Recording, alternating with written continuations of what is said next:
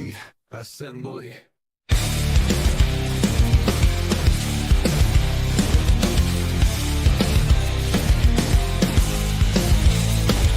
Step up, see flash is the ToyLeet crew. We're the kings of the game, yeah, the chosen few. From the shadows we rise with the rarest finds. Collect them, respect them, we're one of a kind. ToyLeet, reign the streets, elite with defeats in this collectible feast. ToyLeet, never discreet, when the heart of the beat, we're all playmates me. Check our stacks, our collection supreme. Limited editions, every collector's dream. We're the myths, we're the legends, with every drop. Taking over the block, we never stop. In the alleys where the headless bleed. ToyLeet's the name, hear what we say. Rising, thriving, always thriving. In our realm we're always diving. ToyLeet, reign in the street, we'll live ToyLeet. Stand in the base, with a snap on the case and a click of the lock. ToyLeet's on top and we're ready to rock. Collecting more than just toys, we're up. We're up. We're up.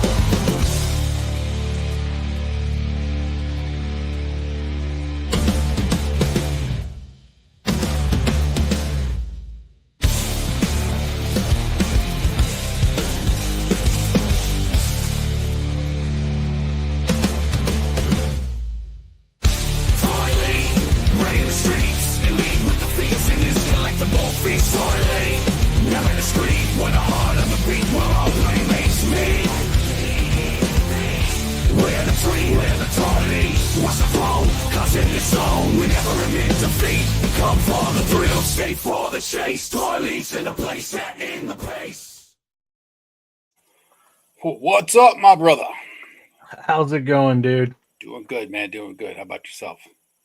Better than I deserve, as they say. Better than I deserve.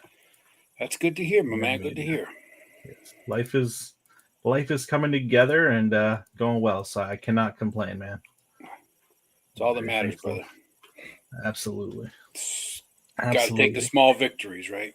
And then when the big ones come in, be really grateful for it. Yeah, some big victories the last 24, 48 hours for me. That's so right.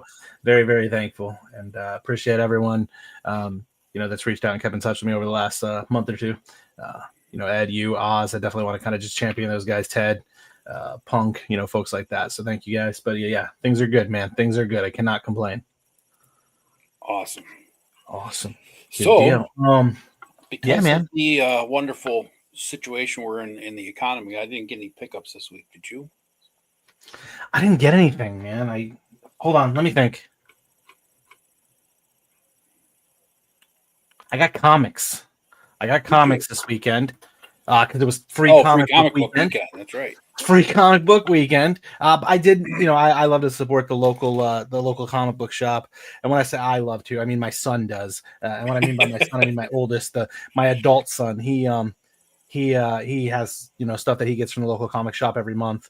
So he always has a bundle there. So I was at the comic book shop. I definitely procured some comics for him and picked up the free ones for the little Wonder, which he grabbed some stuff. Surprisingly enough, the Minecraft one was not available at two comic book shops we tried to swing through and grab, but we made the best of it. I did get a Conan one, which I have not read yet. Conan ones? Yeah, I plan to. Yeah, I try to grab that every time. And I think there was also another one, not a Dungeons and Dragons, but there was like another fantasy one that I was able to have him grab too. I can't remember which one it was called though. I'll give you an update on that next week. But yeah, and we did pick up so that was Saturday, and we saw the movie, the Thunderbolts asterisk. We did see that on Saturday as a family. Which was enjoyable, and I do have to say I won't spoil it for anyone, but Spider-Man's dead. No, I'm kidding. It's completely unrelated. Killed off the entire MCU. No, I kid. I won't spoil anything from the movie to anybody, except for that it was good. There's 2 end credits, so obviously stick around at the end if you're going out to see it sometime this week or in the future. I enjoyed the movie. I'm very much so the type of person that believe it or not, I enjoyed most of the Marvel movies for the Marvel Cinematic Universe because I just accepted that even if the casting wasn't perfect, or there was some stuff in there that I wasn't like didn't need. Somebody else may enjoy it, but for me, it's the only live action MCU I'm going to see in my life, or a large portion of it. So I'm just going to take what I can get and enjoy it. But I will say this one was tremendously good. I enjoyed it a lot, probably as much as it was probably the best one since like Endgames, and it was definitely very enjoyable. Which led me to Sunday, where I got a call from my brother-in-law and my nephew about a toy show that I totally forgot that was on the radar for Sunday. And I went and checked that out with him, did a little wandering around. And my son got a Star Wars figure. So he did get one Star Wars figure. Yeah. Yeah, I can't believe someone got a Star Wars figure. Yeah, he got something in a chair. He got it, had like a throne and stuff. But the guy cut us a good deal. It was like $15. I felt it was a good deal. I didn't look it up. Yeah. Might have been 3 times the price I should have paid for it, but it was May the 4th be with you. So my son was in there and we grabbed that. So it's pretty good overall weekend. Nothing I have at a display, or I do have a bunch of stuff I am working through, but been juggling resin and stuff the last couple weeks pretty heavily, so I haven't had a chance to unpack anything that I've been holding on to for a bit. So definitely some plastic needing to breathe. Awesome. And I know you didn't get anything. There's not been a lot, man. Like even when you go to the stores and stuff, and I haven't seen too much. I tell you, my store, the one that's local, right? I mean, I live out in the middle of nowhere, so I have a Walmart, and they haven't had anything new come in. They've had a couple of wrestlers, and I've seen a few of the, I won't say new Star Wars releases, but the newer ones from a few months ago. But that's it, man. They did get that wave of, I think it was from Phantom Menace with the vintage cards, Black Series. Oh, okay. Like Dooku and all those. But the only one they had left when I got there was Dooku. So somebody came in and must have bought those up quick. So. Gotcha. Yeah, I think we're going to see a lot of that over the course of the next couple of months, and settle back down a little bit. But we'll get there. Yep. And for me, I'm patient. I'm in no hurry. Exactly. BBTS released the announcement that all the Monster Force stuff is on hold. Basically, going to be finished around June or July. They're slow rolling it because they're not going to ship it until the tariffs are figured out. So I'm like, yeah, it's all good for me. It's just more time to stick more money in the bank to be able to buy more when time comes. So yeah, no, and that's kind of how I look at it, right? Is that I mean, it's a perfect segue, right? For those that are just tuning in, first time you're finding us, we focus on independent toys. We do collect mainstream stuff, right? We still grab our stuff at Target's, Walmart, or the Helidope toys and others, but we aren't heavily locked in, and we don't cover a lot of the mainstream toys. We focus on those independent toy collectors and stuff. So we'll be focusing on that stuff as we go through the show tonight. We'll cover some of our main topics and things like we do. We'll have our shout out from the Crick, which is again a throwback to you, Ed, and what you and Luke were doing back in back when this all started. And then we'll dive into some weekly news, giving you updates on some of the independent toy lines and the adjacent stuff there. We always talk toy adjacent, right? It's the main topic sometimes floats over, a mainstream product by Hasbro or Mattel or something. Last week's show was around the ultimates that we need from Mattel for WWE figures. But we try to focus our news and our content on that independent toy scene. And if we have the opportunity to, we definitely try to target that with our main topic also. But weekly show, we end up landing on some mainstream stuff from time to time. But there's other guys you can check out for that weekly news. You can find out about all that stuff that's hitting your local shelves and stuff.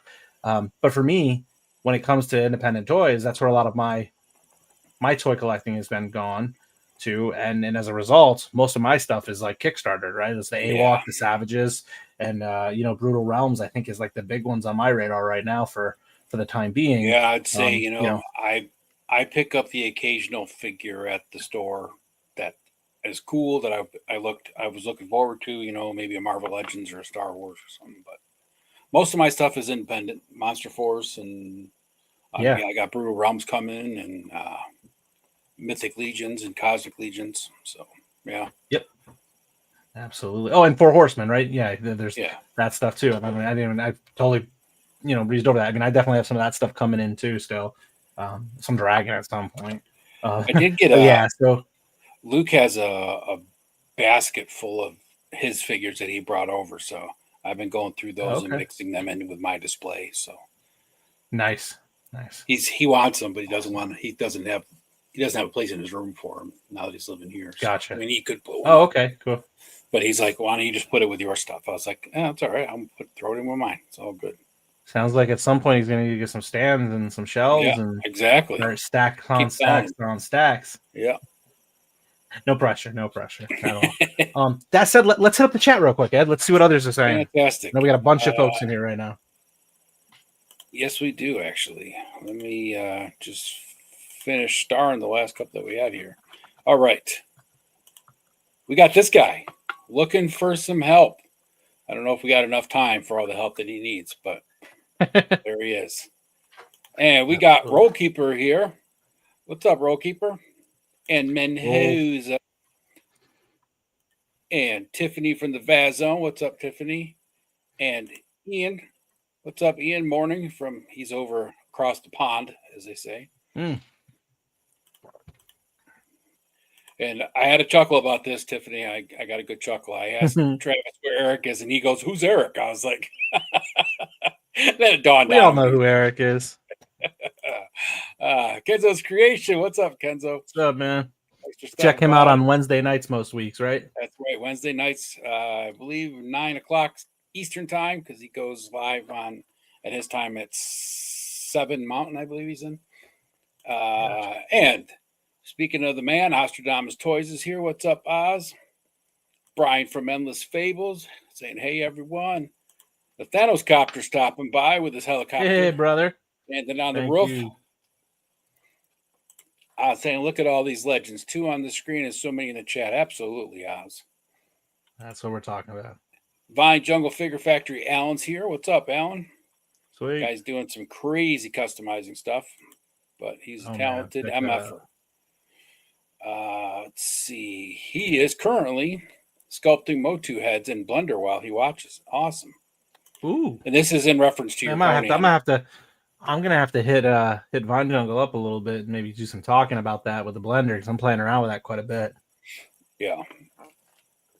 I got some big stuff I'm working on. He does some good stuff.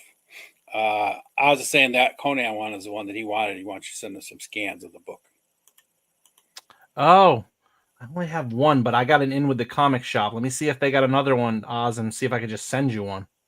Yeah, see if they got 2. That was the one I was looking for. And honestly, I don't have a local comic shop at all. Okay. Yeah, let me see what I can do. If I need to, maybe we'll do a pass around and I'll just mail it out to you, Ed, and then you can send it on to Oz to take a look at. I don't need to keep it. That doesn't make a difference to me. I just like to read through them. Yeah, me too. And G.I. Jetman's here. What's up, Jetman? Thanks for coming in, brother.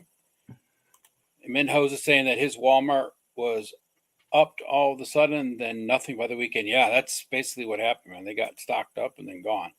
And this guy showed up after the intro because, he's too good for our music. What's up, Foo? And Nomad's here. What's up, suckers? And Ray of Black's here, making us half ToyTube official. Where's the other half at? Did you lock him in a closet? Ken's saying, go Nuggets. Baby, wait. This isn't the sports show. Yes, we can talk sports. We allow that here.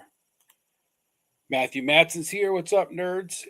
Check out Matthew after this show over on the Pop Blender channel, where him and Pop talk about pop culture on the Evening Blend. Yep. Jetman agreeing with you. Thunderbolts is good. There. Or saying that Thunderbolts is good. Haven't seen it yet. Yeah. I've heard it's pretty good. Everybody that's seen it had at least enjoyed it, right? They usually get all the critical stuff after the last few Marvel shows, and this one doesn't seem to be as getting such a negative response. Yep. And just to call back to what I was saying earlier, the other one that I got was, I was pulling up on my side screen here. It was Diablo. They did the Diablo one. Yeah. So I thought that was cool. As soon as I saw it, I was like, oh, I love Diablo when I was a kid. Yeah. And the Brickster is here. What's up, Brick? What's up, Brick? He just finished Eamon's breakdown of the new Conan fig by Icon Collectibles. Ooh. Yeah. Yeah, I wanted that one. Just not the right time right now. Hopefully, get it or it'll come around. See if we can that. Absolutely. That's it for the chat, brother. Good deal. Cool, man. Let's jump right into it, right? Yeah, let's jump right on. I'll go ahead and share my screen here. Let's see how that works. Yeah, so jumping right on in. Welcome back, ToyLeet fam. Tonight's topic punches a little harder. We're talking therapeutic toys, how play helps mental health. That's right. Collecting isn't just cool, it's crucial. In a world full of chaos, right? We deal with that every day. Toys can be a lifeline, grounding us, calming us, and even sometimes saving us. Whether you're battling burnout, building joy, or just posing your way through stress, this episode goes to the heart, healing, and maybe a little humor too. So that'll be the topic we cover at the end. It will not take us 3 hours to get there. We probably get there in about 2 hours and 45 minutes, but we'll get there. It's not like your normal Monday nights. We like to let you guys tuck yourselves in, go over, watch our boys over on Pop Lender's channel. We got places to be too, so we'll get you there way sooner than our buddy on Monday nights who doesn't seem to be here. He's probably crashing out on another stream right now himself. But the next piece here, Ed, is this one right here. So let's pull that little thing up here, wherever it is. I'm by the creek where the water flows. We're shouting out to those who know. Spreading joy, sharing love. ToyLeet fam, you rise above. Shout out from the crick, you're the best. Hype up the heroes who passed the test. So this week, Ed. This week's shout out from the crick goes to the man who's in everyone's chat, supporting everybody, G.I. Jetman. Jetman started doing some lives and some reviews recently on his YouTube channel, so he's got several videos up there. He's got a few pics on his IG, but I really wanted to shout him out because, you know, every chat that I've been in, he's in our chat, he's in the Clubhouse, he's on Punk with Toys chat, he's in Kenzo's chat. Every chat I seem to land in, and I moderate for a lot of chats, in case you didn't know. Jetman is always there supporting all of us and supporting the community. So, Jetman, you're a rock star, brother. Appreciate you. And gone over there, follow Jetman. You know, he doesn't have a lot of subs and a lot of followers yet. So check him out. He's doing some fun stuff and help his channel grow. You got anything you want to add to that? Yeah, I mean, everything you said, right? Let's help another brother in the brotherhood. But, you know, at the end of the day, I look at it like this. I see him everywhere. And oftentimes he's like, I don't really know much about the topic, but he sticks around and rolls with the punches, which I always think's cool. So, you know, always rooting for those folks and, you know, just continue to support him. So I went out and subbed to his stuff. I realized I wasn't subbed to his YouTube, so I subbed to it today.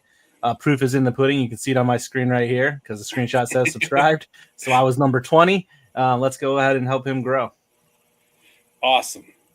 Let me just pop in with a chat real quick. Yes, please. TD3 Trooper, Troy Dotson. What's up, my dudes? What's up, Troy? And Jetman saying topic tonight is good for me since Friday I had some mentally unfocusing and spent all weekend in my apartment.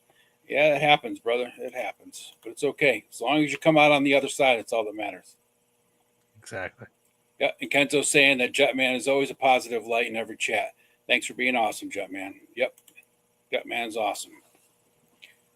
And with that, let's throw it on over. I'm going to do this. Desk. I'll need my news team at my side.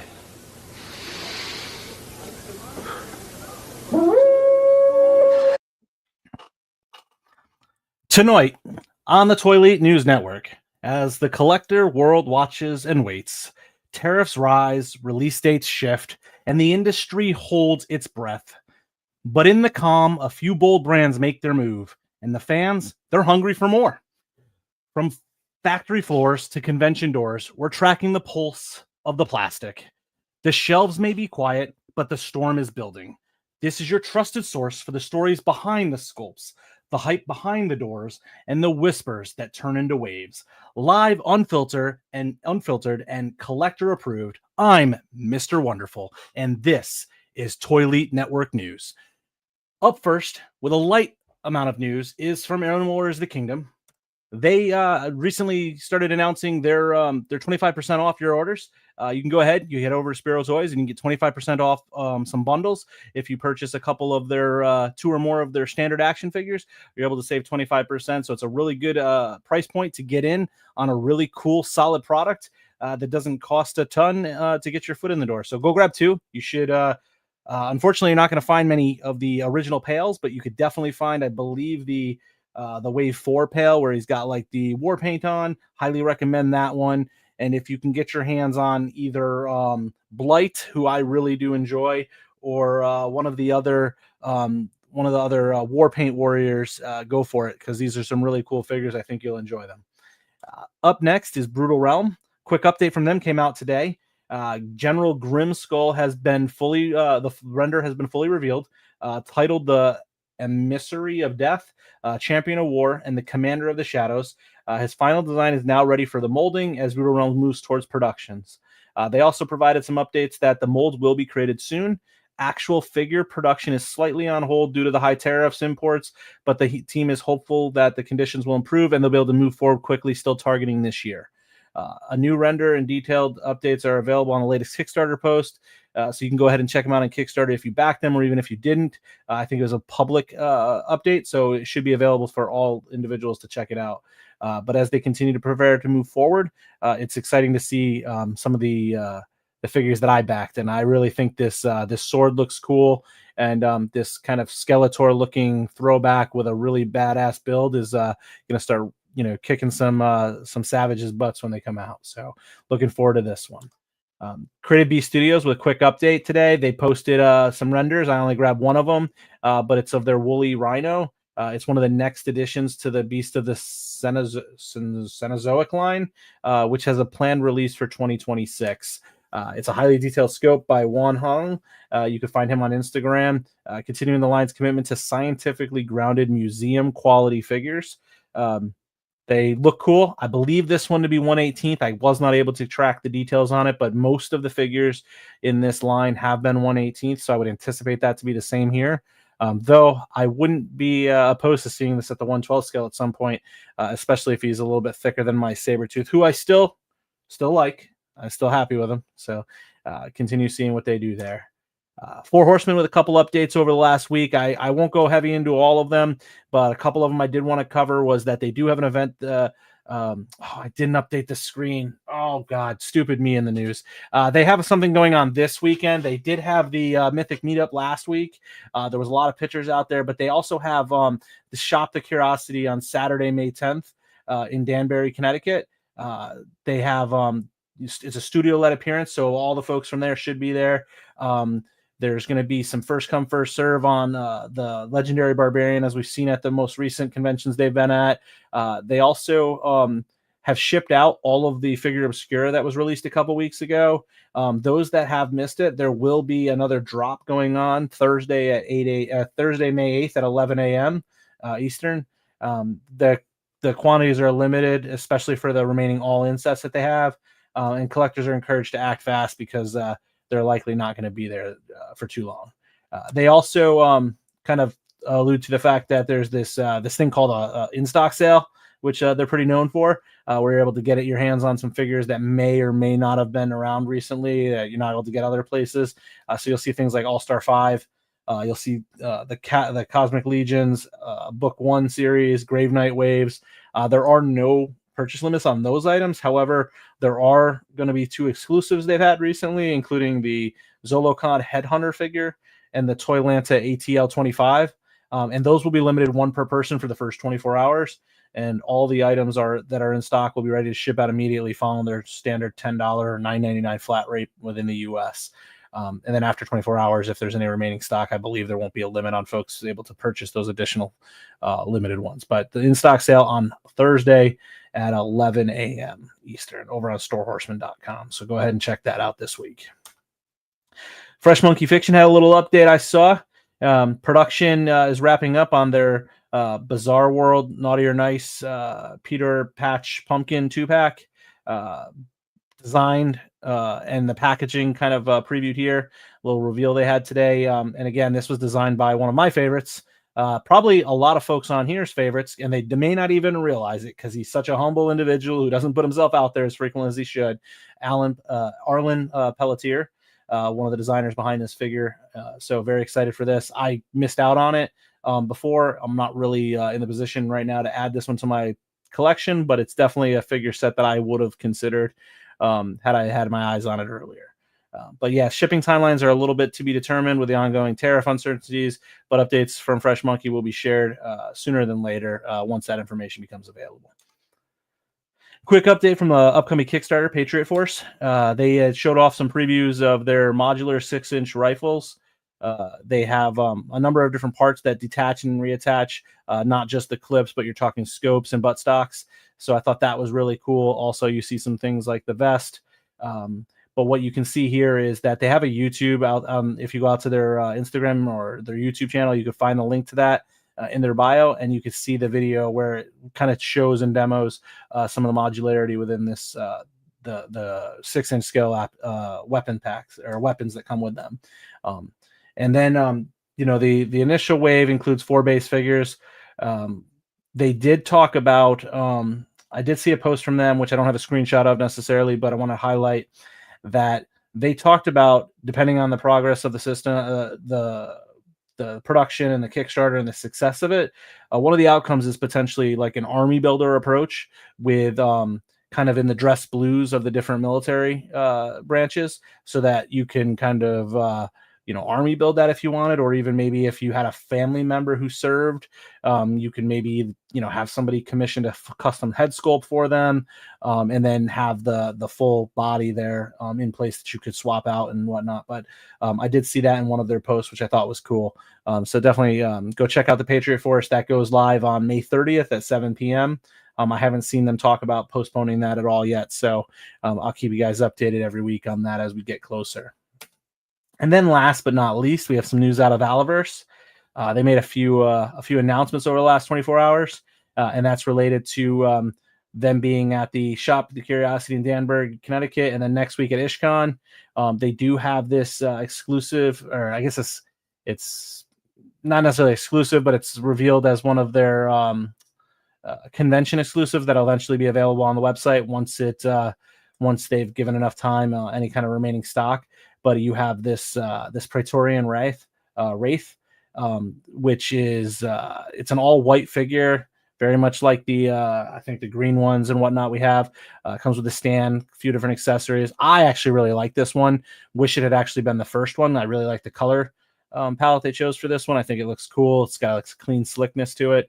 And then what they've also done is they have the translucent or clear variant that they'll be having. There's only 100 of those, so it's like 1 of 100. You only have the chance to get it in person, and highly unlikely that one would end up making the website. I would be shocked if you see that 100 piece item hit the website. I'd be extremely shocked to see that. It would be interesting to see how that goes. But this is one of the first new releases from Valaverse in the last really 5-6 months that we've seen fully announced. So I'm really excited to see what else they have. But this is the con exclusive that they'll be having in the next couple weeks. And that's all I got for the news this week, Ed. Anything you want to touch on? No, you did a good job. That's going to do it for all of us here at Channel 4 News. You stay classy. That was a little delayed. I clicked it and it was delayed. Sorry. Awesome. We're in the chat before we jump into the next one. Yeah, so Jetman is saying thank you for the shout out. Yes, you're welcome, Jetman. Deserved, brother. Alan saying, yeah, buy the armor sets for AWOC. I think Alan bought, I can't remember how many he said, 20 or more of the armor sets from the AWOCs, the purplish teal blue one. They're so inexpensive, and I haven't looked myself recently, but I think they're under $4. Yeah. They're a high quality armor set to begin with, even at its original price point. I had a bunch of them, but being a Savage Crucible AWOC fan and knowing that at some point we're likely going to see hopefully some ancients of some of these new molds that Jason and Spiro are bringing out over the course of the next year or two. it'd be interesting because you could definitely use some of these with those. I know as a person who collects the Savage Crucible, these armor sets work great for the Savage Crucible figures. They slip right on. They're really easy. I haven't had any issues with them. And, you know, if you've got some of the Savage Crucible slates, they didn't really come with any armor or anything like that. They're just basic figures. It's a great way to armor up your figures on the cheap. Alan's been using them on Masterverse figures. They fit on those well. That's what I was gonna say. Yeah, I've been using them on the Masterverse figures, and I have them on one of my. I think it's the Savage He-Man, and it looks awesome. I love that one. Yep. And then Thanos saying, "Nice Rhino." Reminds me of the Mudhorn that I just watched that episode from The Mandalorian recently, the Mudhorn episode, and of course Mudhorn Station saying, "Yeah, I was just gonna say the Mudhorn." And K Roll is in the house. What's up, K Roll? Nice to see you. Plastic Skulls has joined us. What's up, Plastic Skulls? And we got this guy showing up here, Ted Darklaw. Half of the Thank you, brother. Half of the Hella Dope clan. Hello, friends. This old man has to pass out, but I came to say hi and leave a like. We appreciate you, Ted. All good, brother. There was a message from Brick there. Yeah, that one. So they're two different figures, Brick. They're both exclusives from Valaverse, meaning you can't get them from any of the external retailers. The Big Bad or anything like that. It's a Valaverse website exclusive or Valaverse Con exclusive, which I believe, from my understanding, is they're starting this weekend at the Shop the Curiosity out of Danbury, Connecticut, and then they'll also have them at IshCon the following week, I think, down in North Carolina. And the translucent one is only limited to 100-piece run, so it'll be interesting if you're going to get that. And it may also be they may be boxed in a way that you don't know which one you might be getting. I don't know if that's the case or not. It didn't say that when I was doing the research, and I just pulled it up on the screen. But it says, will you be one of the lucky ones to get one? So I'm assuming it's kind of like their bloody variants that they've done for like Pandora. Yeah, I'm wondering if they're going to do it where they'll just grab it out of the pack and you get the like a blind box, right?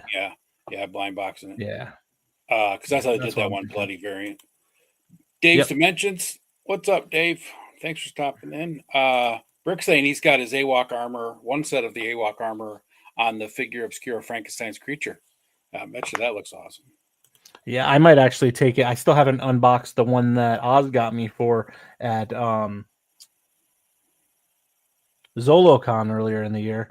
The He-Man looking figure, the Barbarian. So I haven't unboxed that. So when I do unbox it, I might toy around with some AWOC armor on it that I've got sitting around, see how that looks.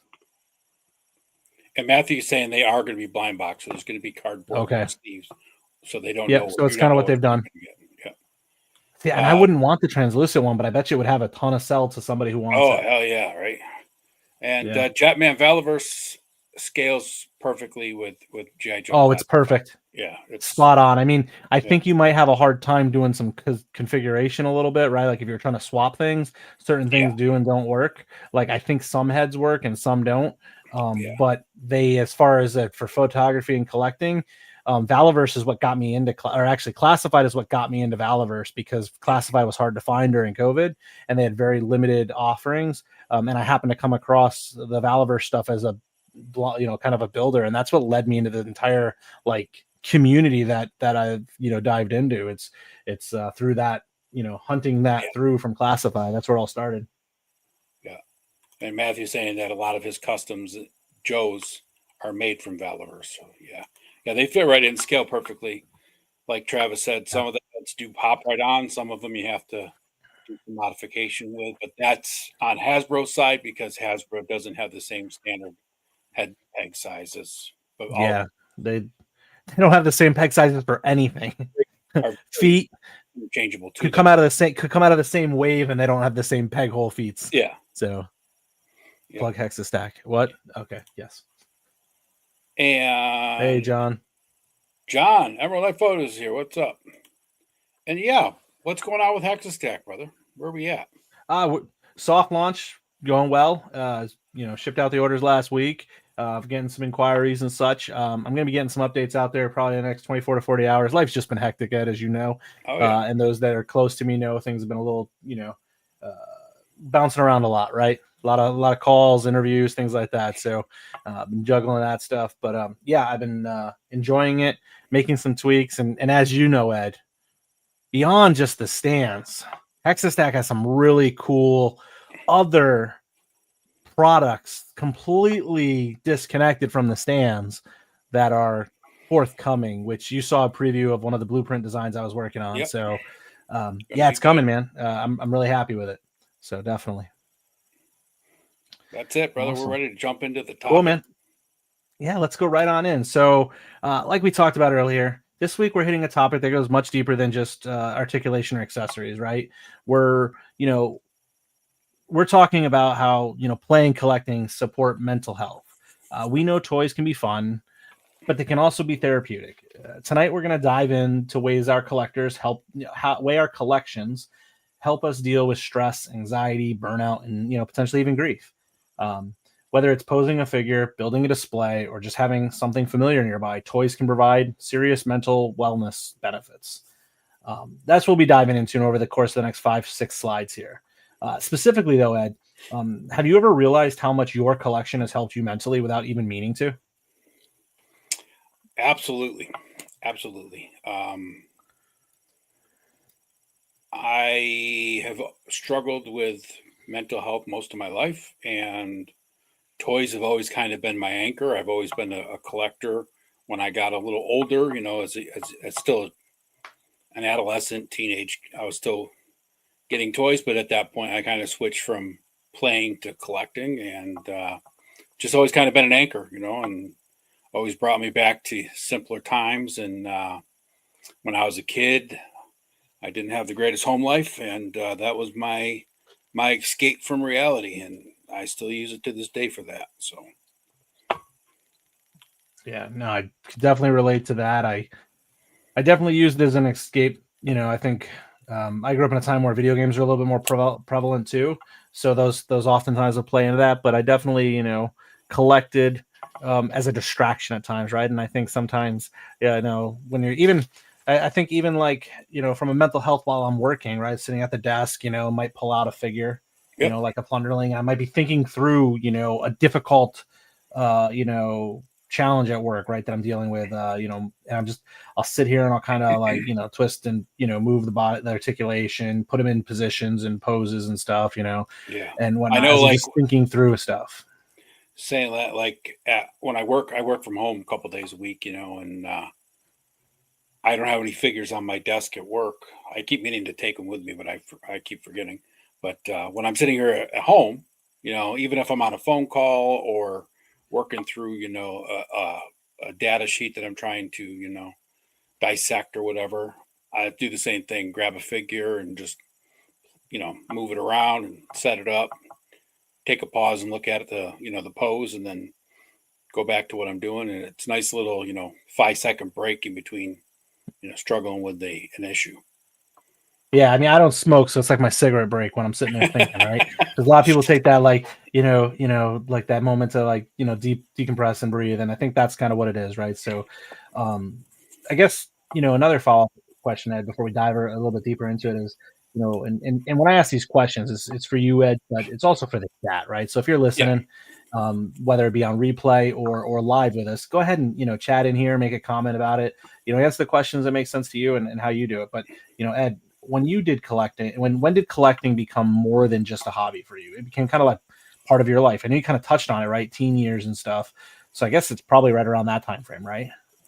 Yeah, like when you're a kid, you don't know, right? You're just using your imagination and escaping to a place that is your own, and your own mind palace, right? So you don't really realize the meaning behind it. But I know when I turned like high school freshman year, right, and I was still going to the toy department at the local department stores, and of course this is back when we had a lot more than just Walmart and Target. There was all those local chains and stuff like that. So had a little bit more variety. I was still going back to those toys, and I wasn't buying a lot, but like if a figure caught my eye, if it was something that I, you know, uh, had some kind of tie to, Indiana Jones or a Marvel character or a DC character or something, Definitely picked it up, brought it home, set it up, put it up on a shelf. I had a huge shelf in my room that I just had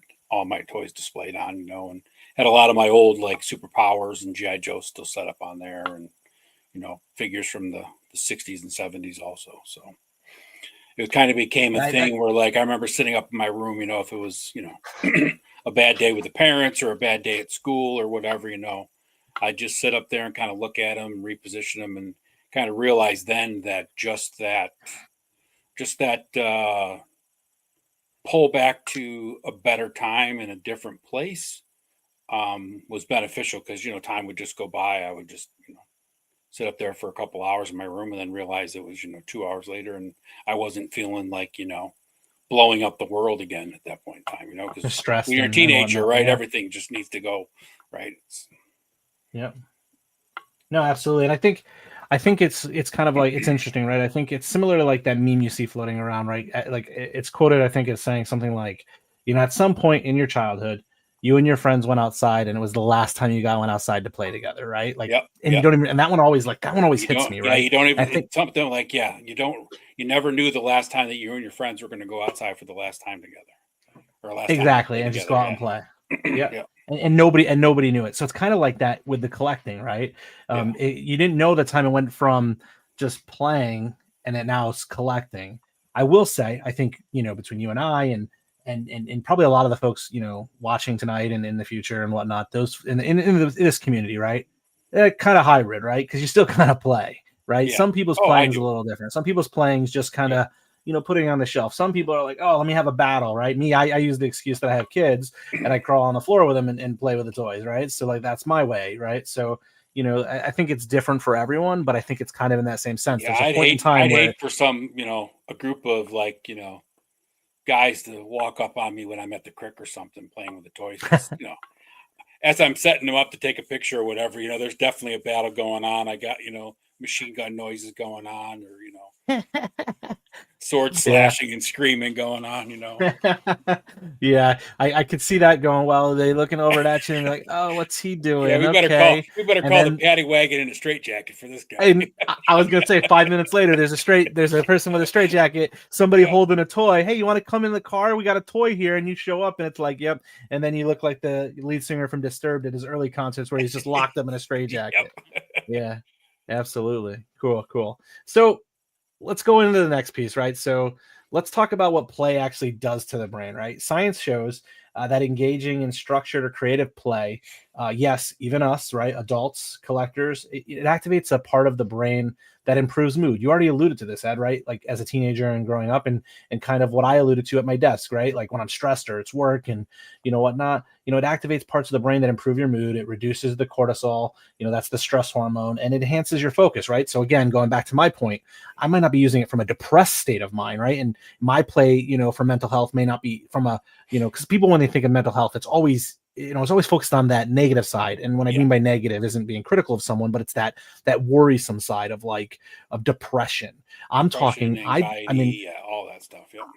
I don't know personally that I've ever experienced depression myself. I imagine that I've been on the, well, you could be I've been on the cusp of it. Right? You could have exactly. You could. I think that's me. I've never been somebody who struggled with depression. Let's use that phrase, right? So when I think of mental health, I just think of mental clarity and making sure you have a well-balanced mental health, right? Not necessarily just that depression side. So when I'm talking, my uses of toys and play is to kind of remove some of that stress or, enjoy some time with my kids. But when I use the example of my desk, it's that, to reduce, my stress and focus, address my focus, enhance my focus so that I can think of the problem at hand, right? I have a client that's asking me to do something that's so absurd and they don't think through it. Now I'm stressed. I'm like, okay, how do I attack this from not a problem state, but I'm doing it while I'm playing with a toy that's completely unrelated to the task at hand, but it decompresses my mind enough so I can set focus forward on what I need to get out of it, right? It lets me simplify the moment and the thought. So, when we set up a scene or we pose a figure like I alluded to, or we build a display, we're entering that flow state, right? Similar to meditation or art therapy. It gives the brain something to anchor onto and helps us regulate emotion. It allows us to take that step back and breathe. So Ed, with that said, do you ever find yourself getting lost in a toy project and realizing you feel better afterwards? Yeah, like going back to like what you just said about like meditation, right? A lot of people put too much emphasis on meditation and make it more complicated than it really is. Anytime In you that kind of get traditional sense, what you see on right, media and stuff, right, right? yeah, Like that's what I'm saying, right? crossing Like legs and stuff. crossing legs and doing a yoga pose and all that stuff, right? Which Yeah. I do every day, and it's very beneficial. But the flow state, when you get to that point where your mind, your subconscious is just free flowing, right? Like there's times that I'll start working on a dio, and everybody knows how much I love coffee. And if I started at like 10 o'clock after I had one cup of coffee, it might be like, I'll pour myself a fresh cup of coffee, and it might be a couple hours later, all of a sudden I'm like, oh, wow, I got a fresh cup of coffee still sitting there that I haven't even touched. But I got half a dio built, and it's just like, everything is just like, oh, this is good. We're doing good, right?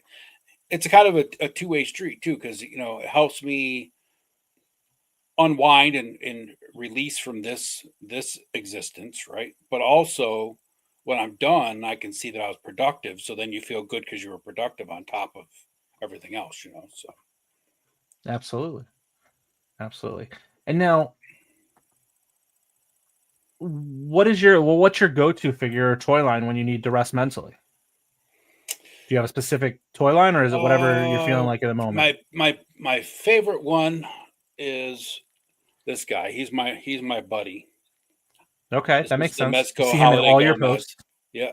He like if I like taking pictures of him, but just because of the way he's dressed, he doesn't fit into a lot of different shots. But like Can we he's the guy that I have in my hands more often than not, as far as like just unwinding. can we can we rebrand him? What did you say? He's Holiday Gomez. Yeah, He's now officially and for the foreseeable future known as the Go-To Gomez. there you go. It works. He's the Go-To Gomez. He's Go he's, to he's Ed's Gomez. Yep. Go-To Gomez. Yep. So yeah, no, I mean he's in so many of your photos, so that makes sense, and I kind of expected that. It was either that or like Monster Force, but I felt like Monster Force might be a little too new for you, like the Van Yeah, Helsing Monster figure. I Force see him in is, a lot. I love taking pictures of the Monster Force because of the figures and the concept and stuff. And they're probably my go-to for like regular photos, but like just a figure that I'd take in my pocket. And he go like every trip that I've been on since I've got him, he's come with me. He went to Joe Fest last year. He went to my trip to San Antonio with me to see my daughter last year. And every trip I've gone on since I've gotten him. So for 3 years, he's been across the states of the U.S. and up and down the East Coast. So he's been out in the That's cool. woods. He's been to the mall. He's been all over the place. Sweet. I think for me, it's not a figure, it's a toy line because it's where I get the most interactive because I literally just play. Yeah, It's the wrestlers. It's those Mattel Elites where I can't play with my son, together. It's a parallel activity. I had to buy enough rings so that each of them had their own, and we have enough figures that we cannot step on each other's toes. Enough belts so that he has his own and I have my own. Luckily, those accessories come with tons of figures, so we have tons of them at this point. But it's oftentimes the wrestling ones. If I'm really kind of like not just the hey, I need to decompress while I'm working, but I really want to just engage in that kind of like relaxation play.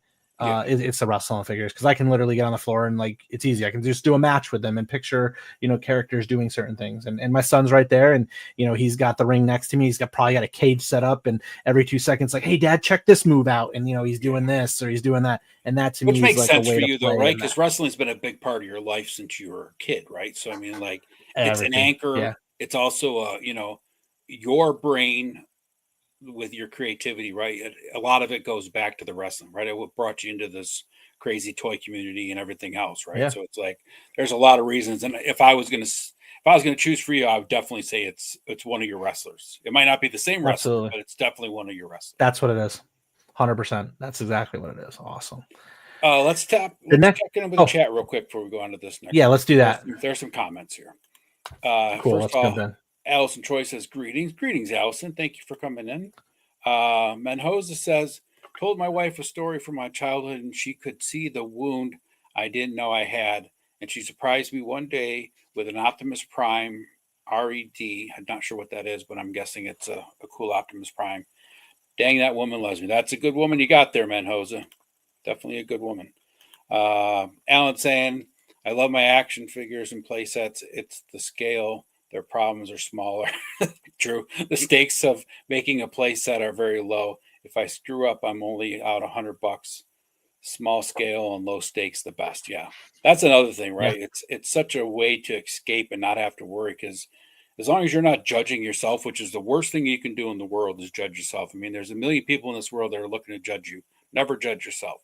So if you make a mistake And painting or make a mistake building something, just move on with life. Happy accidents, and like just to Bob Ross used to say. and just to cover that, right, and expand on that a little bit, Ed, right, is like you're going to be your most critical judge anyways, right? Yeah. So, you don't need to bury a nest in that, right, and let Yep. that fester, right? Exactly. Move on, take a moment. There's been plenty of times, especially over the last 8 weeks for myself, I could have been very, very critical of myself, and it was okay. There's enough people going to be critical of me. Let me just move forward and focus on what I want to do, and Yep. what I'm going to do next, and how I'm going to approach this, and pull yourself out of that funk, right? That's right. Focus on Yes, what can go more than right, Nomad not said it. what's going to happen go wrong. Exactly.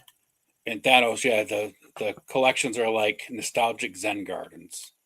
Yeah. And Jetman saying when he entered high school, his mom and his older sisters made him sell all of his childhood toys at a family yard sale. Oof, that's rough, man. I've seen that happen a lot. Yeah. My uncle went into And the that's Marine because Corps. they expect it, right? Yeah. My uncle went into the Marine Corps, and I remember this vividly. Went into the Marine Corps, and he had a huge 1960s and early 70s GI Joe 12-inch collection. It was huge, tons of figures, vehicles, and stuff like that. When he was in the Marine Corps, family had a yard sale, and grandma sold a bunch of his stuff. And of course, this was before the vintage Joe collecting was a big thing, right? But sold it for a decent yard sale price, but nothing that it could fetch today. But they meant everything to him. That was his toys, right? That was the toys he loved, right? I remember probably 10 years after he was home from the military, he's like, so it was like Thanksgiving or Christmas, and he's like, Mom, is my box of GI Joe still up in the attic? She's like, No, we sold those when you were in the Marine Corps. And I remember just the look of like complete. It was just the saddest thing I've ever seen in my life, right? Like someone just took his puppy and ran away with it, right? And I mean, he didn't scream, he didn't yell. You could just see the defeat in his face. Yeah.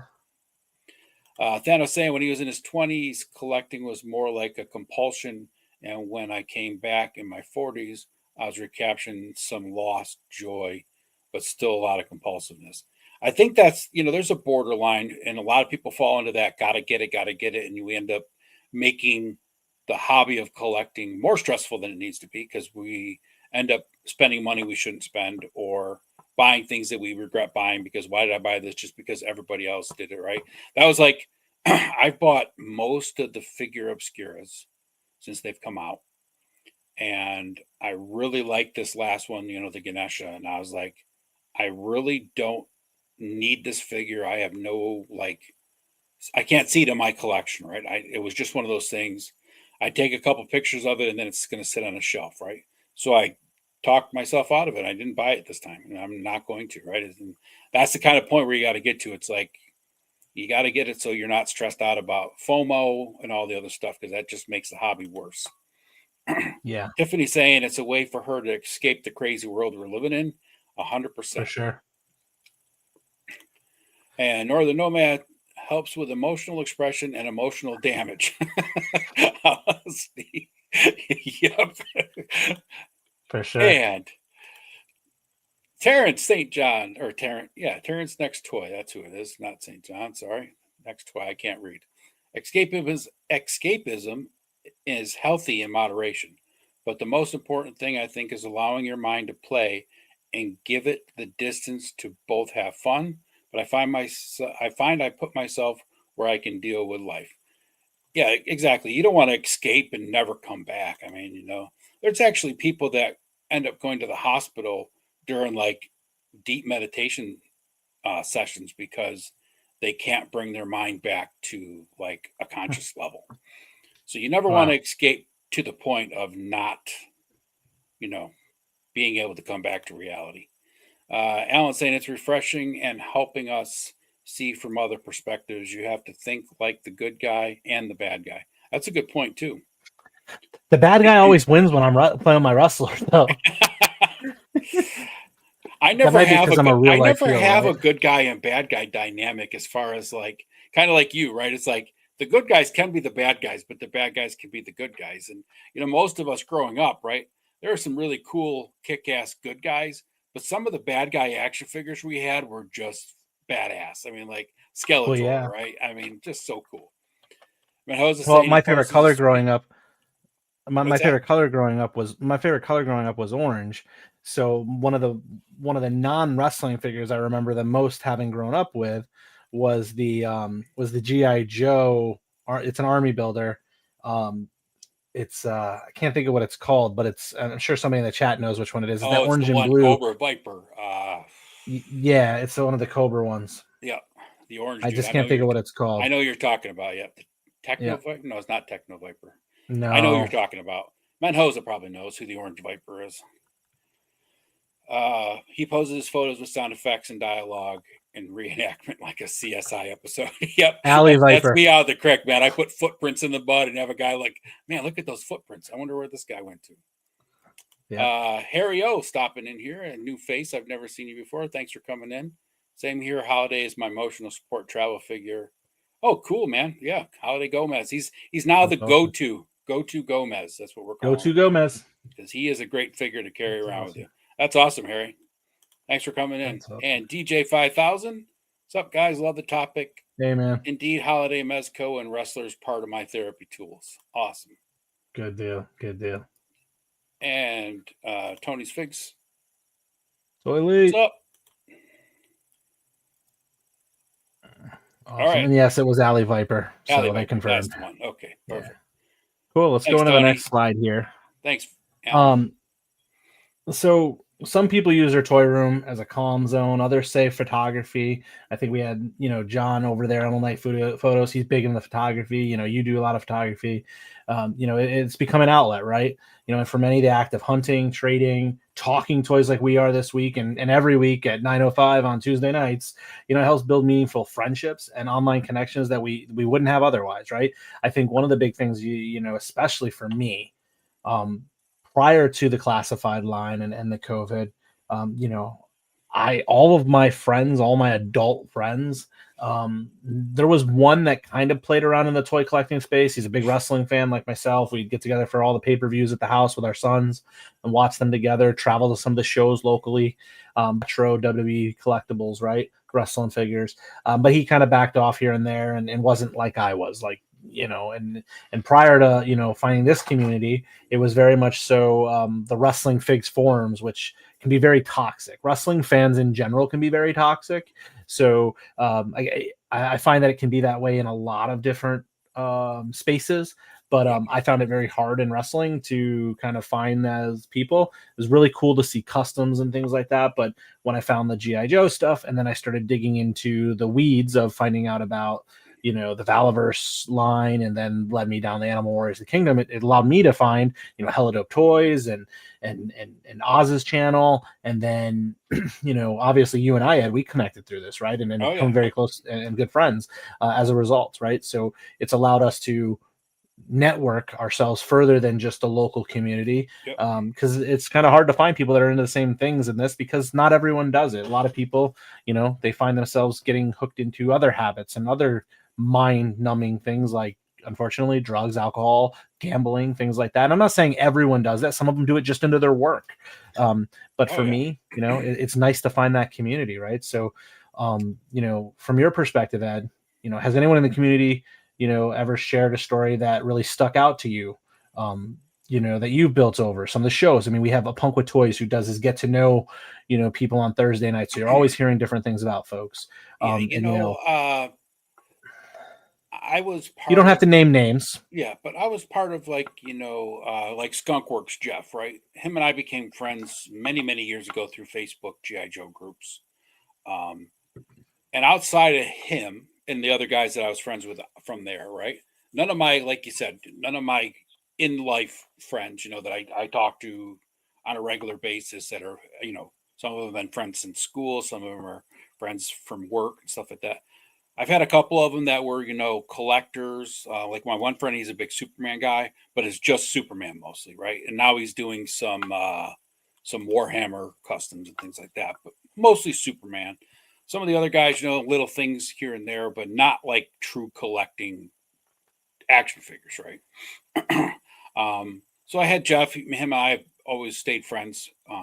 Probably one of the only guys that I still talk to from the old days. But then, when I started hanging out in this community and I met you and Ted and Aaron and Punk and all the guys in the chat, right? I mean, I consider almost every single one of you guys, close friends. I mean, because I spend more time with you than I do all of my real life friends. Most of them all live, in Ohio and Maryland and everywhere else. So it's no different having them online as it is to having them true in my life. It's so. And I think one of the guys that really helped out with this kind of thing was Payne's Toy Samples. He used to have that toy therapy show, right? I mean, what a great show that was, because he dug into this kind of stuff every week with somebody new, and you got a different perspective, and it was just seeing how different people use their collecting and use their toys to help them through life, and like my dad was a mechanic, and he'd go out in the garage and he loved working on cars. But every time he worked on cars, he'd be throwing screwdrivers, swearing, and, hands would be all busted up when he came in. And he seemed miserable. So it's like some people find those things that they enjoy, that don't really help them. And other people, like I'm glad my toys help me, right? I do not get stressed about toys. Like I hear all these people in the community that are stressed because pre-orders are late, or they got my money and they're not shipping. And, I wanted this figure and it's sold out. I wanted this exclusive and I can't get it. That's the way the game goes. I've been in this game for 52 years, dude. I mean, it's like none of this surprised me, right? Exclusives for me, I grew up with exclusives where if it was an exclusive to a show, you weren't getting it at all unless you went on the secondary market, right? That's how I grew up with exclusives.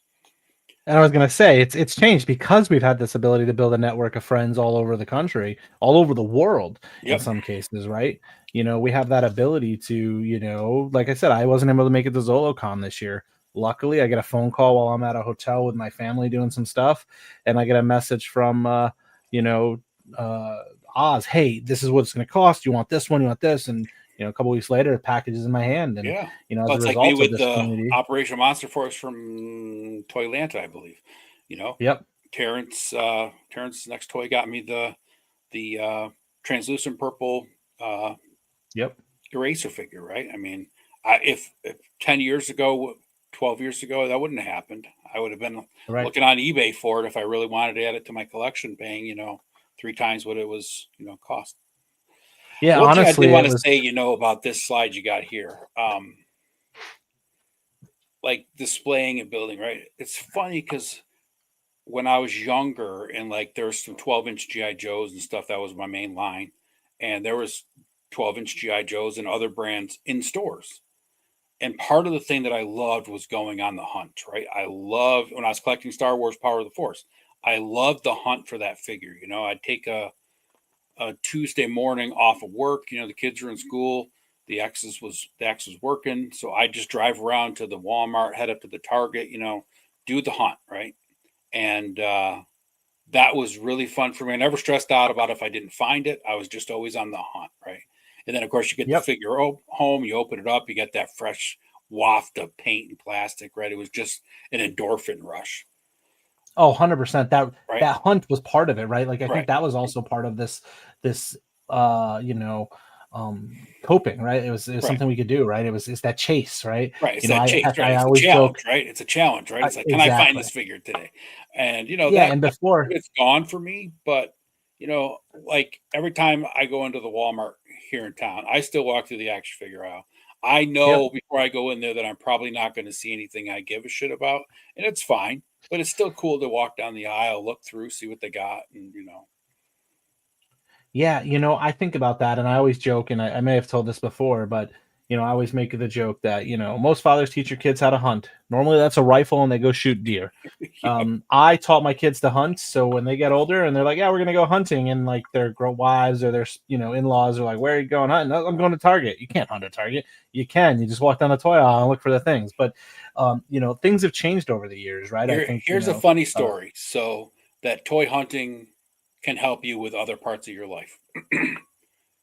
So when I met my ex-wife in 96. So right when like Power of the Force was just getting ready to launch. And I was, I started collecting that when we first got together. We got married and, everything else. And she used to come with me to the store. We'd go hunt the action figure aisle, then we'd go get the groceries and, whatever else. And she's always saw me like digging through like the behind stuff and looking where things aren't supposed to be behind boxes, the bigger things. And but one day I can't remember what the hell she was looking for, but she was at the store looking for something that was like just she just heard was in stock, and she couldn't find one, so she started looking around where someone might have stashed it, and she found whatever it was she was looking for. And I remember she came home and was like, "I used one of your toy hunting tricks today to find this." I was like, "Awesome."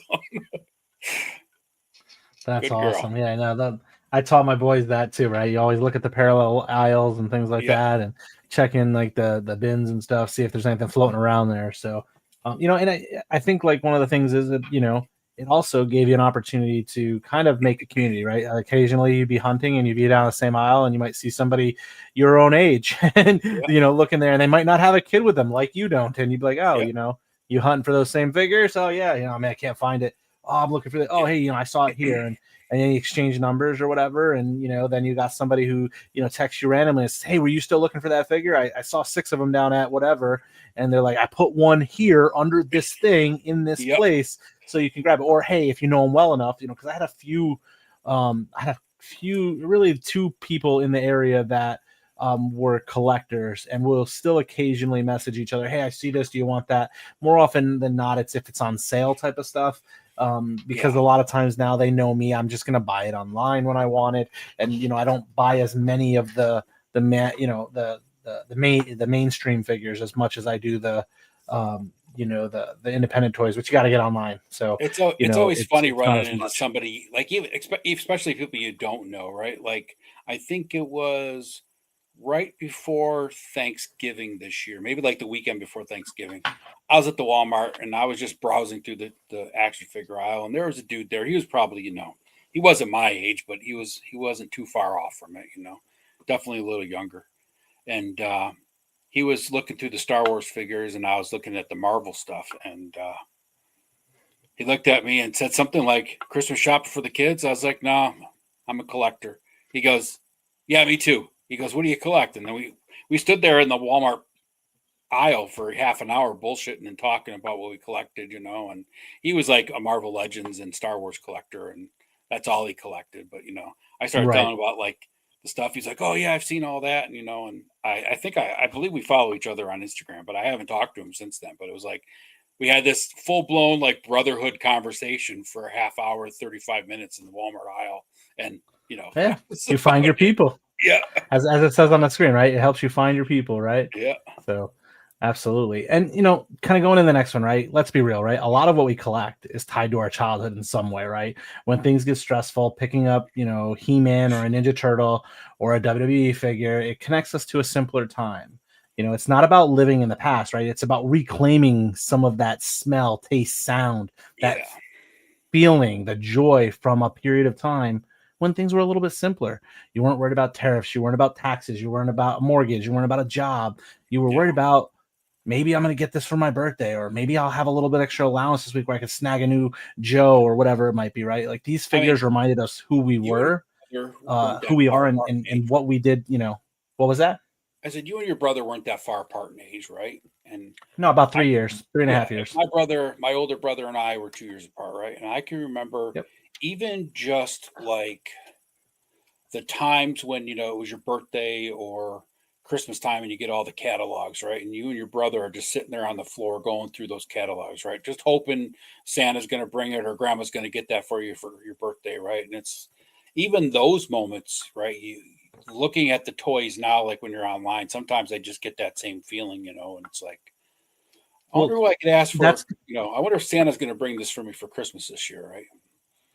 Well, that's kind of like I think that's the point of like what Sphero Toys and Brick were doing, right? Like they put together that Wave collectible, checklist, right? Where it kind of gives you that nostalgic feel of like, occasionally, I don't remember what toy lines I used to get them in, to be honest, but I remember when I was younger, occasionally you'd get a toy and it would have like a foldable paper in it, and it Yep. would have like all 10 of Wave 1 Right. and Wave 2, and you had that Well, like checklist. collecting cards. Oh Remember man, I didn't even know. collecting cards always had those things. Like if you got the Yep. Star Wars one or whatever, right? It always came with those check boxes to check off. Like a lot of us, Exactly. GI Joe had the cross cells on the back with all the figures, and I couldn't tell you how many cards I had. Where there was the figures I had with the Sharpie X's through them, or pen X's through them, and Yep. this is the ones that I still need to get my whole collection. Right? It was And my youngest still does it. He gets the back of the box, the card back, and like he opens it because again we rip everything open, but he keeps. He's like, Dad, I want to save this box. I'm like, why? He's like, that way I know what else I need to collect. And he's even more interested in saving those for anything that has a bath or a Build-A-Figure on it, right? Because he's like, oh, I need to know which one I need to get the part that I want to complete this, right? So very much so, right? So there is that nostalgia feeling and whatnot. It definitely I don't ties think to it. So I I don't guess think there's many of us that collect today, right? That are 40, 50-year-old guys that collect for any other reason than nostalgia, right? Yes, there are those people that collect. They say they collect for an investment, but let's be honest. No one's collecting for an investment, right? Unless you're collecting vintage GI Joes and you're going to sell them within the next 5 years when people still give a shit about it. I mean, it's just, it's not an investment. yeah. It started out that way. We all went through and collected all of the Star Wars Power of the Force dudes, hoping that we were going to have our kids' college paid for and everything else when we were younger. But See, I I was never buying collected toys I for bought that. two of everything because Star Wars was a big thing, right? Yeah, see, I never once, and maybe it's because I came on the other side of that rebirth of like, I wasn't young and I wasn't young. I'm not old enough to have been part of the collecting of the original Star Wars stuff to see any value out of it. I would Right. have been, I would have been an infant when the Joes came out and stuff. And I didn't have the money to have that stuff, right? So I was never collecting as an investment. I was collecting the play. And even as I got older and my kids got older, I was never buying stuff with the anticipation that it would be worth more money than it was when I bought it, because I always took it out of the box. So I've never been one of those resellers in that sense. I'm being honest here, right? I will occasionally buy something that I have an assumption that may go up in value, and I may buy one or two. I might buy one extra one of them, or maybe a second one of it to help cover the cost of my initial purchase, Right. hoping that, maybe there's somebody else that has like either wants to pay a little bit more for it because they can't find it. I'm not hoarding them. I'm Yeah. not looking to get rich, but if I can, bring my $30 figure down to 15 by getting somebody else that wouldn't have got it otherwise to give a couple more dollars, or even more often, what I would try to do is grab something that maybe has a trade value in the future Yeah. to get something I missed out on, especially with this larger access to a bigger community. Yep. Right. So again, I've never been one of those buyers with the anticipation I'm going to have a chest of things. I never really Even bought like comics. the Star Wars figures. I never really cared about the actual value going up. My plan was when if I had like at that point in time when I started collecting those, Luke wasn't even a thought yet, right? But I always had this thought that I was just going to store a whole set, leave them in a bin, and when my kids got old enough, here you go, right? Here's a bin of Star Wars figures. Do what you want with them. If you sell them, sell them. If you don't, you don't. Whatever, right? But Right. and those things went up in value and lost their value faster than you could, Absolutely. So, well, as I go to the next slide, before we jump into that one, how often do you think, I guess you already covered it. I was going to ask how often you think nostalgia plays into what you choose to display and collect. And you kind of already covered that in your actual last statement before I even asked Yeah. it, right? Is I mean, that, like most of us are doing that. none of the toys I collect today are nostalgic toys, right? I don't really have I GI Joe. I don't I have. disagree. Let me finish my thought. I don't really Yeah. have GI Joe. I don't have He-Man. I don't have like toys from my childhood, right? Other than my 12-inch GI Joes, which those were given to me by older people, my brother and uncles and stuff. But I will say the nostalgia for me is more in the like the movies I used to watch and the adventures that I used to have, right? It's not the actual toy line, like, G.I. Joe is nostalgic for a lot of people. That's why they collect it. For me, it's about the stories that I played out myself with G.I. Joe. It's the stories I made up myself watching Beastman or the Conan movies, right? That's the nostalgia tick for me. That's what I was going to say to you, Ed. Exactly that, right? Like you still collect in a nostalgic manner. It's just not you collecting the 2025 version of He-Man. Right. It's you Yep. collecting the 2025 version of a figure obscura or a Monster Force figure that directly ties to some of the movies and things that you loved as a kid in a modern piece of plastic. So Right. very Exactly. much so. So it does, nostalgia ties in, but not in the traditional sense that, oh, I got into Joe's because I remember them as a kid, or Right. oh, I wanted to go back to, that's why I started collecting the He-Mans, Yep. what are the ones that are more like today's Yeah. or back when I The was a kid. origins. The origins, exactly. Right. Yep. Exactly. But I mean, like, even though, like, you do collect some things from a nostalgia, Fisher Rice or whatever his name is from Four Horsemen, right? That Good was point. directly a purchase because of Yep. the nostalgia to a childhood action figure that you remembered. So Oh, while the yeah. majority of your stuff isn't in that traditional sense of nostalgia, it is very much so because it brings that back, that taste, that Yeah. smell, that feel, that sound from a point in Yeah. time And I when you mean, used to ultimately, the collect. nostalgia for me is, the escape of reality, right? I mean, it's just going back there into my mind and playing inside my imagination, right? Which always brought me peace as a kid. So it brings me peace now as an adult. Absolutely, absolutely. Like there's no negative piece around that. So Yep. when you bring it back out or that newer version of it, it brings down the endorphins, right? Like it Yep. triggers that feeling, that good feeling of something we remember. And it might be, for me, right? It's weird, but I remember the Christmas when the Teenage Mutant Ninja Turtles Secret of the Ooze came out. I love the first one, don't get me wrong. I enjoy the first one. But when that second one came out, I got that VHS for Christmas. I can remember that morning opening that up with my brother, and the amount of times we watched that, I'm surprised the tape still worked by the time we got Yep. done, and out of that age. But like that still brings back in it. I can remember where my grandmother was sitting, my grandfather, and I know it's not a toy, but it's that nostalgic feeling, and that you get that same feeling with certain toys. It's the smell, it's the Yeah. taste, it's that sound, That's kind and of the like moments. the Christmas that the Gabrielle Lone Ranger figure came out, which I think was like 81 or 82, maybe 83, something like that. Um, I got the Lone Ranger with his horse Silver, and I already had Butch Cassidy with his horse and Sundance Kid. And I remember that Lone Ranger was my favorite thing ever, and I play with that toy with everything, right?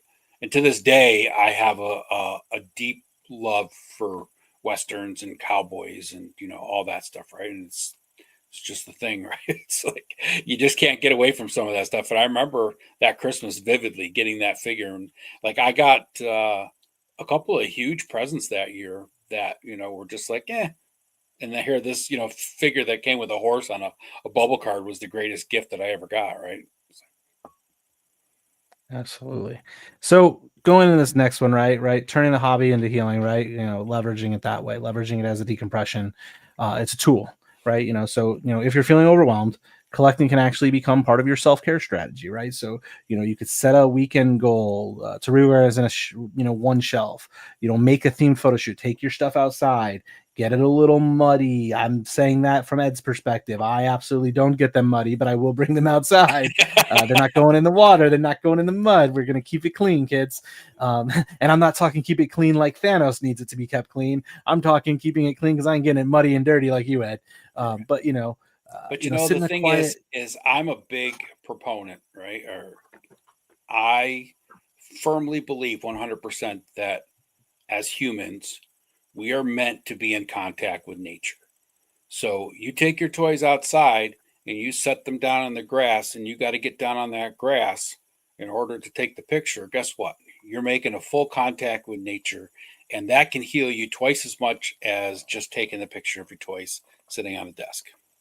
Yeah, I'm looking forward to getting out there as it gets a little more dry out in this area. Dealing with a lot of rain, but I've got a lot of It's plastic that been needs to be raining unboxed, and there's nonstop. going to be some. There, there's gonna be some epic wars in that yard with Little Wonder and myself out there for sure. I don't know about your He yard, but definitely my wants to get yard's a out there. freaking pond right now. It's been raining so much. I Jesus. Yeah, my dogs are coming in. I got to clean them off, muddy like crazy. Yeah. But so taking that time, like you said, right, whether it be getting in the grass and definitely taking part in that, right, that intention, that kind of intention, scheduling the time, display stuff, set up your displays while listening to some music or a podcast. Me, you know what I've been doing? I've been listening to the Y Files and Hecklefish Stuff. over on YouTube a ton. We'll dive into some of that stuff in the coming weeks as some of these deep dive. I listen to those crazy wandering things while I'm putting figures in the shelves and stuff and boxing things up. So, it gives me a time to decompress while I'm working on stuff. But this kind of intention, right? It creates stability. Even when the rest of your life, can feel completely chaotic. Honestly, I had some chaotic weeks over the last 8 weeks myself. And one of the first things I started doing, to kind of decompress was getting some displays, focusing on Hexastack a little bit more and, really pushing through that. And then really, not to promote Hexastack, more so the display that I was working on and just getting my wrestling figures organized and on display. I mean, I've been sitting on those acrylic boxes that I eventually put them in for months. And I've given my self excuse to focus on something else, but, allowed me to kind of like shut out the noise and just take a breath. On top of like the whole part of it's your collection and it means something to you and there's nostalgia and stuff like that, right? The one of the other main keys is if like in your situation, I know last year when I was laid off, right, it was like I could sit here and be miserable and just dwell on, job searches and, stressing about money all day long, or I could go out to the woods and take pictures and just, stay busy and also shift my focus at the same time, right? Because it's hard to shift your focus if you're not busy. But if you're busy, even if it's just tinkering, right, it's really easy to shift your focus away from all the stuff that's eating away at your brain and making you feel less than happy. Exactly. So, Ed, one of the questions I want to ask you, and before we go into the next slide here, listen to Ed pretend to be human. He's a Sasquatch. Yeah, that's awesome. Quiet, Red. You're giving away my secrets. Ed, you have much more, like you said, you're connected with nature. You do a lot of that stuff. Like you seem like someone who designates a specific amount of time. I don't do that, right? I'm a go-getter. Not that you're not a go-getter. Sorry. I don't want that to be the way it came off. I'm a work. Like I focus on work, right? And like what I can do to produce work, whether it be, I always try to turn my joys into something that I can justify the time with. Maybe it's how I work, right? If I can find a way to provide at the same time of enjoying a passion, it makes it a heck of a lot easier in my mind to justify closing my office door and focusing on something else other than other things, my family or what other things I should be maybe paying attention to at that time. So for me, I don't necessarily dedicate time to just unplugging and charging and doing that. Like, my brother said to me the other day, "Are you sure that's what you want to do? You think you're overstretching?" No, that's what I want to do, man. It's what I want to do. It's how I want to live. It's the direction I want to go. So, do you find yourself setting specific toy related goals, or I guess, to help manage your stress or stay grounded, right? Like kind of decompression associated with your, collections and stuff, whether it be really, dial creating or posing. To go back to what you originally said, right? Like I know where you're at right now. I mean, I know you've always been you're that driven type of guy, right? And that's great. And when I was younger, my kids were younger, right? To justify my time out in the shop, I was always flocking heads for money, or I was always, whether it was a way to help out with a phone bill or help out just for me to be able to purchase something that I wanted, whatever it was, right? I would do my collecting, but I also worked at the same time to help do whatever, right? That kind of, like you said, right? Helps justify the producing of, not being in the house at 11 o'clock in case the kids need you or something like that, right? So I totally get that stance. As far as like setting time aside now, the only goal I set for myself this year is that I'm going to take a picture and post it on, at least one picture, and post it on Instagram every day. And since January 1st, I've missed one day, and that was because I passed out before a Clubhouse, woke up, jumped on Clubhouse, and then never got to do the picture. But So that's the only goal that I have. I don't set aside time. Like I set aside time to make sure I do my at least 20 minutes of meditation every day. And when it's nice weather, I always make sure I try to find time to at least take a walk in the woods just to get in touch with nature, whether I take a picture or just take a quick walk and in and out in, 15, 20 minutes, right? But as far as toys go, I could be sitting here watching a movie or a TV show or in the middle of doing something and inspirational hit, I'll stop what I'm doing. I'll go take the picture and then, do the setup, right? Like sometimes I laugh because I see some of these guys that do amazing photography, like John does, right? Emerald Knight and some of these other guys on YouTube and Instagram. And you can see that they take, 20, 30, 45 minutes to an hour to set up a shot. I don't do that, right? I get inspiration. I figure out how I'm going to do the shot. I have the shot set up, taken probably within 5 minutes because it's just, that's just how I operate. But That's so how I am. I don't set aside That's how I time am. to think about it. And if I do think about it, I usually end up overthinking and then it doesn't work out anyway. So Absolutely awesome. Good deal. The next piece here, right? This isn't a one and done conversation, right? Mental health is a real part of everyone's life, but in this case, a collector's life, right? Stress, burnout, isolation. We've all felt it, but we've also found relief through this hobby. Most of us have, right? Some people, this hobby could become a detriment, and I highly recommend you focusing on something that helps you alleviate that and find a way to manage it more effectively so that it doesn't become a burden and it still becomes something that's relieving, right? So to the chat, share your story, drop it in the comments, drop it in the live chat, drop it against on our Instagram, right? Tell someone else, you see them, support them. This is how we make the ToyLeet community stronger and more connected, right? And Ed, more importantly, I guess not necessarily more importantly, but also, what message do you want to send to other collectors who might be struggling but afraid to speak up right now? I think one of the hardest things, especially for older people and mostly men, struggle with this a lot more than women do, um, is never, never hesitate to ask for help, right? Because we're all adult people collecting childhood things for whatever reason it is. And there's no shame. Anybody that wants to reach out that needs help, I'll gladly take time out of my day to talk to you, help you through it, figure it out. You know, I know when I was struggling, I didn't ask for help and things almost went down bad because I was too proud to ask for help. And I didn't want people to think I was weak. And that has nothing to do with it. So don't ever hesitate to ask for help. There's plenty of people in this community. There's plenty of people that are professionals that would be more than willing to help you out and make sure you have a good mental health.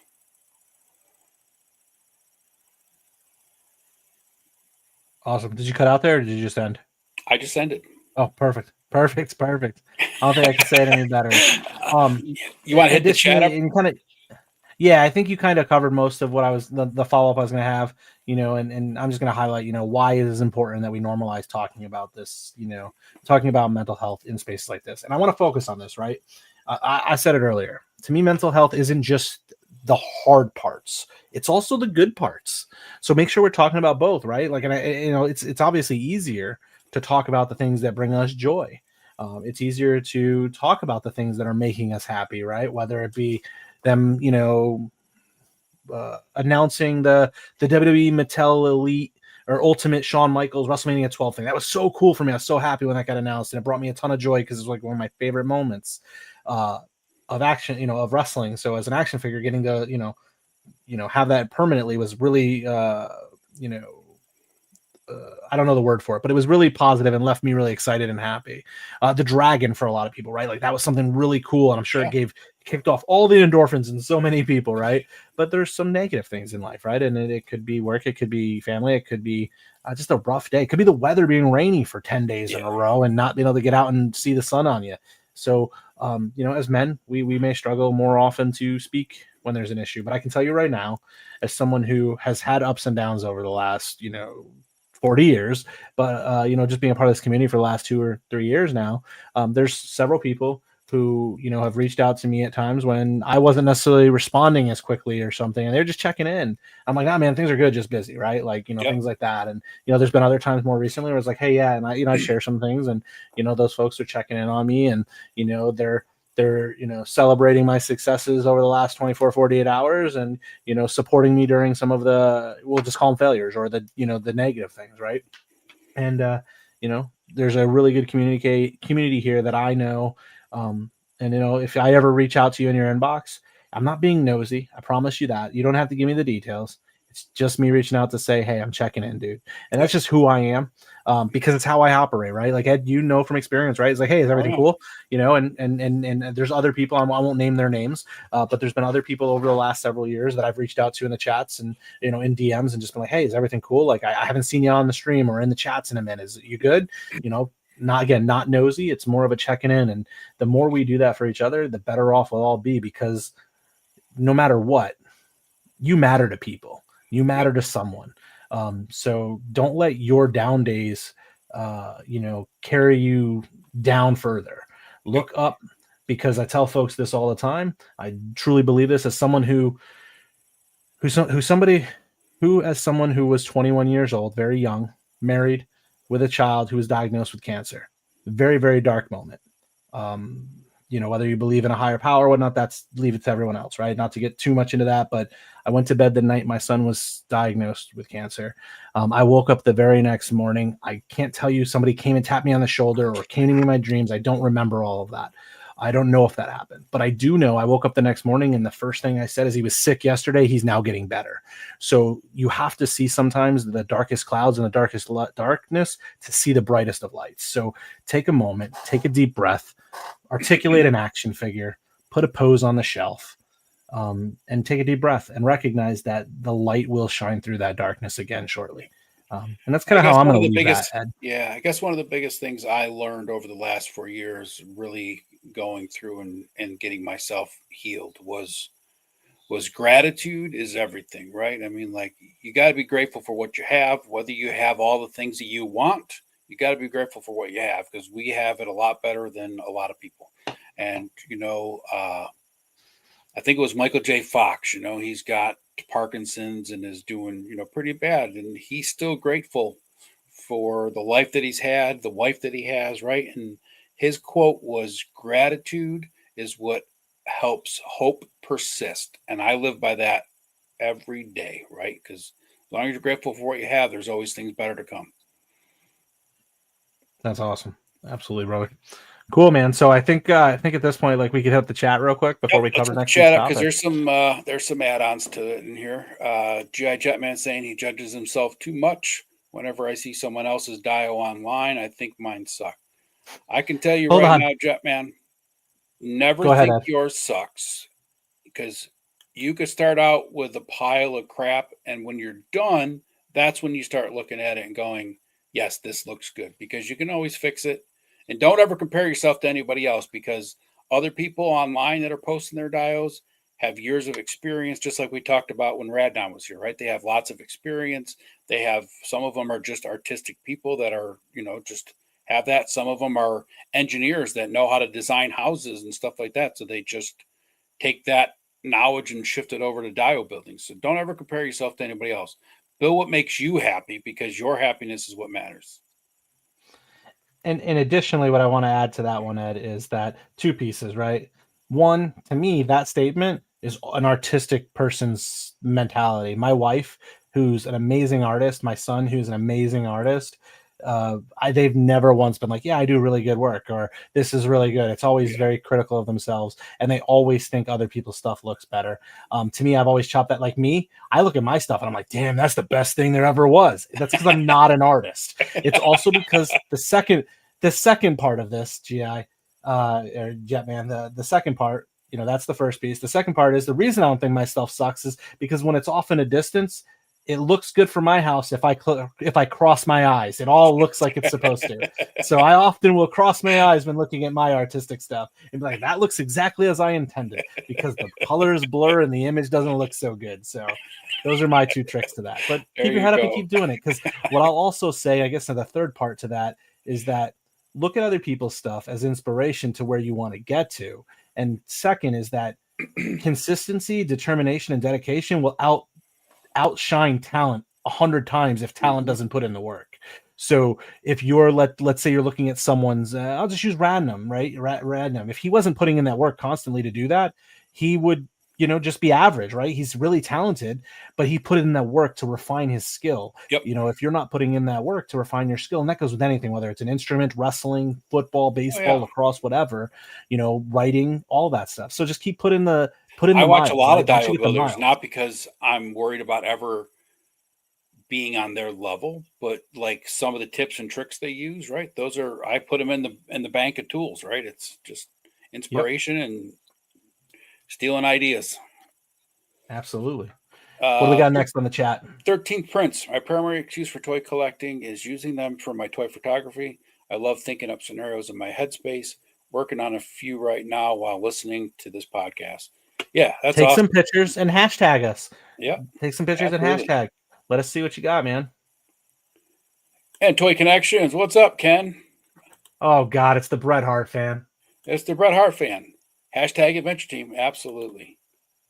And Radnom stopped in. What's up, Radnom? What's up, guys? Tiffany saying we ran out of wall space, so it's another way to collect small pieces of art. Exactly. 100%. Troy says my 2 for the price of 1 Gamorrean guards just came. Yes. Now there's happiness and excitement for something that most people would just be like, why do you got to give us 2 Gamorrean guards?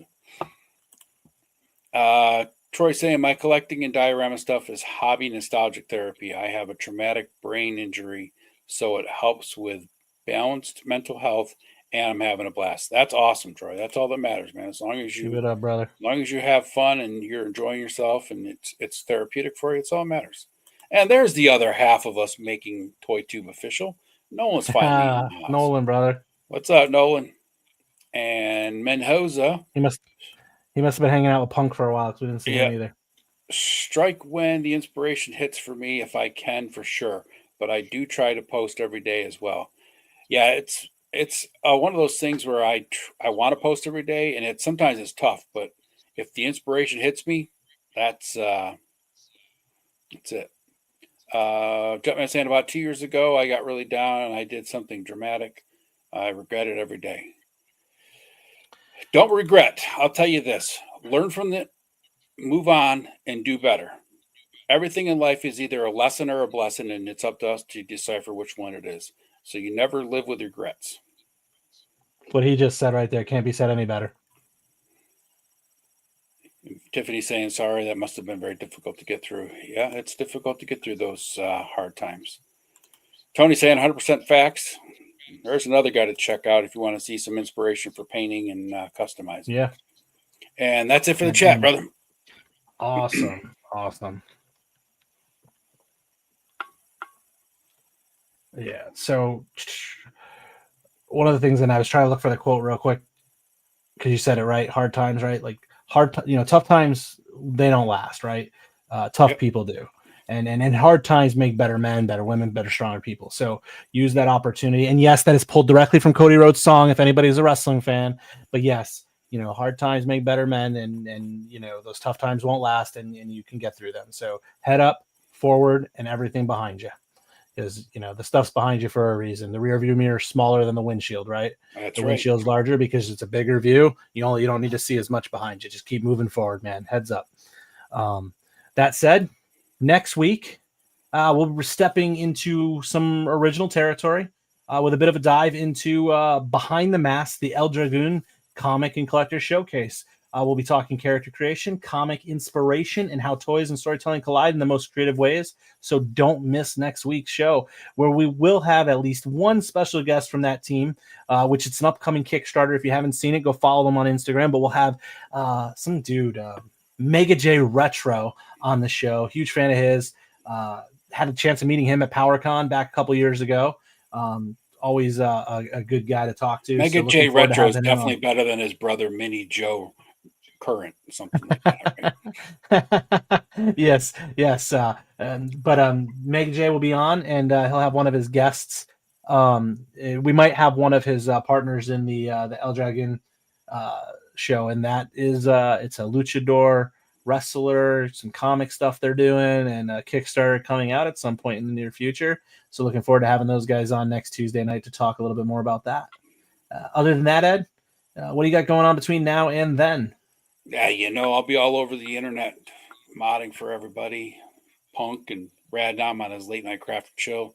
Anybody that wants to learn about dial building, join us on Friday on Random Dioramas channel at around 11:30 to midnight. We usually kick things off and learn some awesome tips, hang out with some cool people, and just chill out and have some fun. And then Saturday night, we'll be on the Clubhouse on Ostradamus Toys. Don't forget to check out Hella Dope on Sunday. No, they're off Sunday, so no Hella Dope Sunday. And then I'll be back with Punk. Actually, that brings up one thing. I'll cover it. Remind me to cover it when you're done. Right. You're on and Punk then, on Monday? I'll be with Punk for Monday and back here on Tuesday. Awesome. What about you, brother? Cool. Yeah, so I'm not on any shows yet, but I am negotiating some dates coming up. I do have one in June booked, I think, for a Friday night with our boys over. I can't think of it. Dave Dimension and the Outer Dimensions podcast. The Outer Dimensions, yeah, talking with those guys. And then we, I'm talking to what's her name, Allison Troy, about a chance to get on one of her shows here coming up, do some coloring and talking about Hexastack and promoting that. So again, folks, reach out to me if you're looking to have someone come on. Definitely, my schedule's a little bit easier between now and the end of the month. Next month, things are going to pick up pretty heavy for me after the first of the month, but I will still be jumping on other shows. Otherwise, I'll be here on Tuesday night with you. And in a closing note, for any of the moms out there, have a happy Mother's Day this weekend. Hopefully your significant other takes care of you, and your kids take care of you. And any husbands or fathers out there that didn't get something for Mother's Day for the mom of your kids, it's Sunday. Go reminder. To the store and get some. Yes, exactly. And just treat her nice. Take it, enjoy it. Moms are amazing people. They do some great work and some great things, and very thankful for the mothers in my life. Mothers are the most special creatures in the world. Most. Absolutely. Most. Yes, you got to caveat that, right? But we're talking about the majority, not the minority in that sense. So we focus on the good ones. And that said, that's all I got, man. So, what I always do, and that's I tell folks to do their best, enjoy their plastic, find some satisfaction in our passion of the toys, but take care of your mental health, and you can do that if you try to stay wonderful.